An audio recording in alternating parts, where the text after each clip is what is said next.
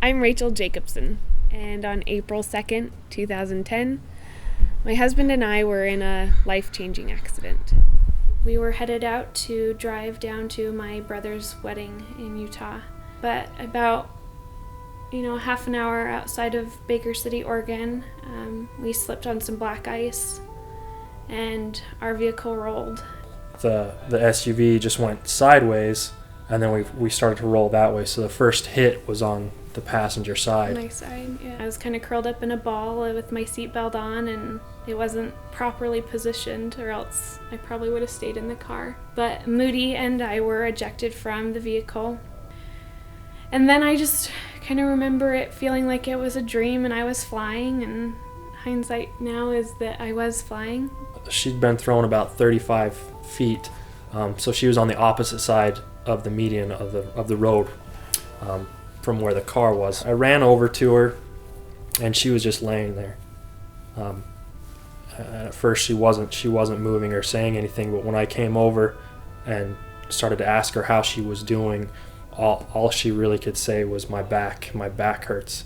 The very first people that got to us were a couple of nurses that were on their way to the hospital for their shift. They put her on a collar and got her on a backboard. They were just asking if there was anyone else in the car accident. And my response was, my dog, get my dog. And it was really funny because one of the police officers said, was he a little golden dog, about 20, 30 pounds? And I said, yeah. And he said, I saw him running down the road. He just bolted. He just took off. They said, don't worry about it. We'll find your dog. And so they took off down the road trying to find our dog while we loaded up into the hospital. And they took us to St. Alphonsus in Boise, Idaho. They had to rush Rachel into emergency surgeries. They needed to stabilize her spine. She had a burst fracture. I had a burst fracture. I literally broke in half. These are some of the screws and plates in my back. This is the burst fracture of my back. You can kind of see the apex here. This is a side view of my sacrum. So here's my spinal cord, or here's my spine right up here. Here's my sacrum. And then that's supposed to be attached on the end right there, the coccyx. But mine broke off completely. I remember talking to her neurosurgeon that did the spinal surgery. He said when he first took a look at the x-rays, he knew she was paralyzed. Good boy! Right here. Drop it here. Good boy. Oh, that's mama's good boy. Yeah. Walk with mama. Come here. Right here. I just think it's a huge blessing because I don't remember anything about the hospital. I don't remember anything about the people. I don't remember anything. And I do remember feeling, I didn't feel pain, but I felt calm. And I felt comforted. And I just felt like I was safe. And that, things would be okay. I didn't realize that, I would suffer a lot of pain. I would have tons of physical therapy and lots more surgeries to come, but at this point and at this moment, I had those reassuring feelings that things would be okay. And I spent many, many nights in the hospital on my knees praying when Rachel was asleep, asking God, why this happened, what did I do wrong, how come it's my fault, but Rachel's the one that's hurt.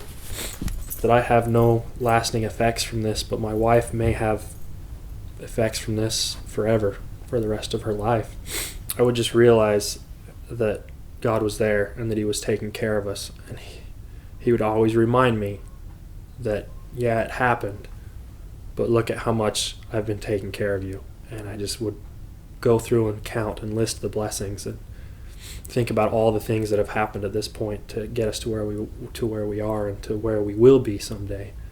I made a blog just to kind of tell our story, and it was just kind of our journal entries throughout all of this. And I remember getting some responses back like, oh, I'm so sorry. Oh, how unfortunate. Oh, how unlucky you are to have had to go through this. And I think, my response to that is, you're wrong. How lucky I am to be alive. How lucky I am to be able to walk again, to try and play soccer again, and to fulfill our lives. Moody was reconnected with us.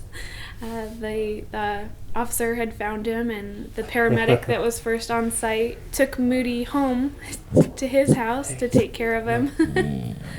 And until my mom and my brother could drive down and pick him up for us. It's hard to not see the miracles in it. I mean, the fact that I didn't land on my head, I have no brain damage.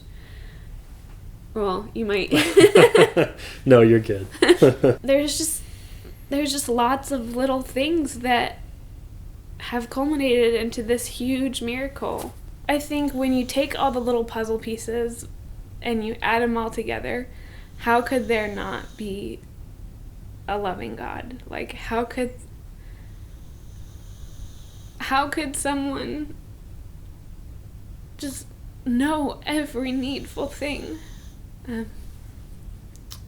Just every needful thing was provided for us. I mean, it makes me feel like I've met my quota. Like I've had the amount of miracles that I'm gonna have. So, but I know that's not true, and that miracles happen all the time, and that this life is about trials and about overcoming them. It would be impossible to get through this trial without the knowledge of our Heavenly Father, and that He loves us, and that we can return to Him someday, and that He loves us, and that despite the trials that we go through, He loves us and He wants us to succeed. And I think that's one of the things that I've really learned, is that our Heavenly Father, and He'll make up the difference after we've done all we can. I know that these experiences shape who we are, and that has just solidified my knowledge that our Heavenly Father lives, and that He loves us, and that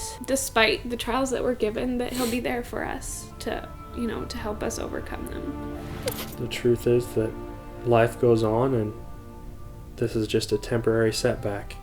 We can still strive and struggle to overcome this, but it's difficult not to be grateful in a situation like this.